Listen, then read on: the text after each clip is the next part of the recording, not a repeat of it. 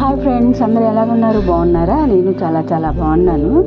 ఈరోజు నేనైతే బ్రెడ్ బజ్జీ చేశానండి. స్నాక్స్ కింద పిల్లలకి ఇలా స్నాక్స్లా చేసి పెట్టండి. పిల్లలు ఎంతో ఇష్టంగా తింటారు.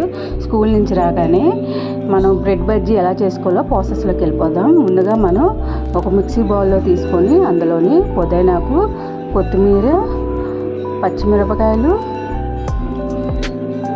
అల్లం వీటిని మనం పేస్ట్ చేసుకోవాలి. ఇప్పుడు ఇందులోని కొంచెం పెరుగు, ఉప్పు వేసుకొని ఇంకా బాగా గ్రైండ్గా మెత్తగా చేసుకుని ఇలా చేసుకోవాలి ఫ్రెండ్స్. ఇలా చేసుకొని పక్కన పెట్టుకుందాం. తర్వాత ఒక 2 గరిటెల శనగపిండి తీసుకొని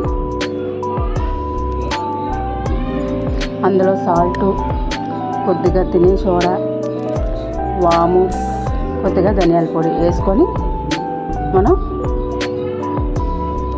కలపాలి. ఉండలు లేకుండా కలుపుకోవాలి. కొద్దిగా వాటర్ వేసుకొని కలుపుకోవాలి, లేదంటే మళ్ళీ పల్చగా అయిపోద్ది. అంత పల్చగా కాదు, అంత చిక్కగా కాదు, మీడియం సైజులో కలపాలి. చూసారా? ఇలా కలిపితే సరిపోతుంది. కలుపుకొని ఇది మనం పక్కన పెట్టుకుందాం. తర్వాత బ్రెడ్ ముక్కల్ని ఇలా కట్ చేసుకోవాలి మధ్యలోకి. ఇలా బ్రెడ్ ముక్కల్ని మధ్యలోకి ఇలా కట్ చేసుకోవాలి. మనము పొయ్యి మీద ప్యాన్ పెట్టుకొని ఆయిల్ వీటెక్కితే ఈ లోపల మనం ప్రాసెస్ చేసుకుంటే ఆయిల్ కూడా వీటెక్కిపోయిద్ది. మనం గ్రీన్ చట్నీ చేసుకున్నాముగా, దాన్ని బ్రెడ్కి ఒకవైపు పెట్టాలి.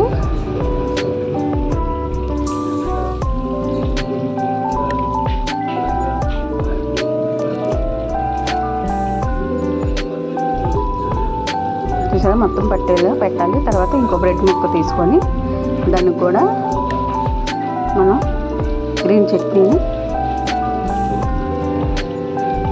పెట్టుకోవాలి. అలాగా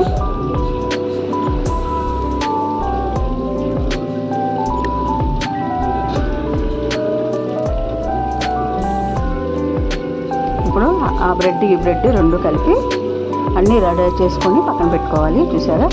ఇలా రెడీ అయ్యాక మనం శనగపిండి కలుపుకొని ఉంచుకున్నాము. అందులో ముంచి 4 వైపులు చుట్టూరు అంచులు మొత్తం శనగపిండి పట్టేలా బ్రెడ్ని అందులో ఉంచాలి. చూసారా?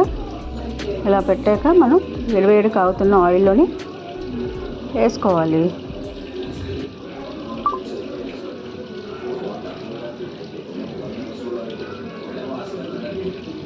చూస్తున్నారా ఫ్రెండ్స్? ఇంతే ఫ్రెండ్స్, బ్రెడ్ బజ్జీ అంటే పిల్లలు ఎంతో ఇష్టంగా తింటారు.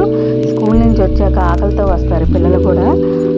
ఇలాగ స్నాక్స్ ఇలాగ సాయంకాలం స్కూల్ నుంచి రాగానే పిల్లలకు చేసి పెట్టండి, చాలా ఇష్టంగా తింటారు.